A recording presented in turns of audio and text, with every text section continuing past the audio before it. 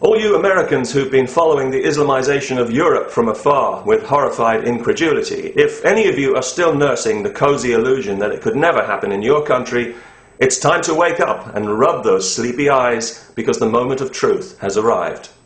In case you haven't heard, there's a plan afoot to build a 13-story Islamic center and mosque a few yards from Ground Zero in New York. A plan that's been enthusiastically welcomed by politicians and civic leaders eager to show how tolerant they are at other people's expense. Is it possible to be astonished but not surprised? Apparently it's not enough that nearly 3,000 innocent people had to lose their lives in a hideous act of religious mass murder, but now their memory has to be insulted as well, and the religion that murdered them allowed to build a towering triumphalist mosque on the ground where they died. Is America losing its mind? It says a lot about the people behind this scheme that they had the bad taste even to propose building a mosque in such a place. But to describe it as they have, as a tribute to the victims, is beyond bad taste and shows a profound contempt for those who died. It would be hard to imagine a more provocative gesture short of standing on their graves and burning the American flag. Yet how typical of Islam, with its own hair-trigger sensitivity to the slightest imagined insult, to do something so arrogant and so insensitive. It's going to cost $100 million to build this thing, but nobody's prepared to say where the money's coming from. We do know that the Saudis fund a lot of mosque building in the West when they're not busy trying to stamp out free speech at the United Nations or telling Fox News what to broadcast, so I guess we'll all be paying for it every time we start the car. You know, it seems to me a much more appropriate place for a mosque in New York would be the United Nations building itself, because that organisation has become so Islamo-friendly in recent years that frankly I'm surprised it doesn't already have a minaret. You know, I'm not even American, but it makes me sick to my stomach to think that Islam is going to be allowed anywhere near Ground Zero.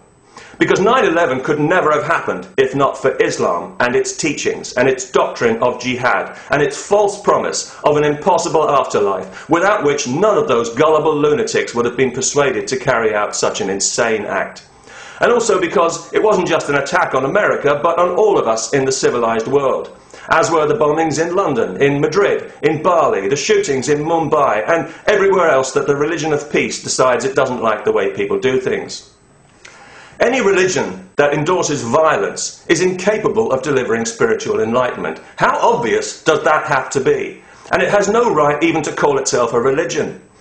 Without the shield of religion to hide behind, Islam would be banned in the civilized world as a political ideology of hate, and we have no obligation to make allowances for it any more than we do for Nazism. It's a bigger threat to our freedom than Nazism ever was. Yes, both are totalitarian and both divide the world unnecessarily into us and them, the pure and the impure, and both make no secret of their desire to exterminate the Jews. But we were all more or less on the same side against the Nazis, whereas the Islamo-Nazis have got plenty of friends among people in the West who ought to know better. American politicians now regularly make the kind of dimmy noises about diversity as an excuse for Islamization, the same kind of thing that we've become so depressingly familiar with in Europe. It's true that diversity has been good for America. It's been the making of that country. But American diversity has always been grounded in respect for the values, the individual liberties that make America what it is. Islam rejects those values, and that's the difference, and it's a very important difference. Islam despises what America is. It rejects everything America stands for, including freedom and diversity. And any Muslim who denies that is a liar. The organisation behind this scheme is called the Cordoba Initiative, and the building is to be called Cordoba House. And this is because Cordoba, or Cordoba, is the city in southern Spain where Muslims built their first great mosque at the start of, and as a symbol of, their conquest of Spain. The Ground Zero Mosque is intended to serve the same purpose in America. Building mosques on conquered sacred ground is standard practice. It's what Islam has always done to assert its supremacy, and that is what's happening here. And of course they know how insulting it is, how offensive it is. Are you kidding? Why do you think they chose a site as close as possible to Ground Zero? Or do you think that that was just an accident? And they also know that once it's built, it'll be there forever, as a permanent affront to all Americans, gloating in triumph and a major bridgehead in the ongoing stealth jihad. That's how the Muslim world will see it, and that's how they'll be encouraged to see it. And to be fair to them, that's exactly what it will be, confirming what they've always suspected, that America is a soft country, a decadent country, crippled by political correctness, confused and guilt-ridden, with no backbone and no pride. They plan to open it next year, on September the 11th, the 10th anniversary of the atrocity.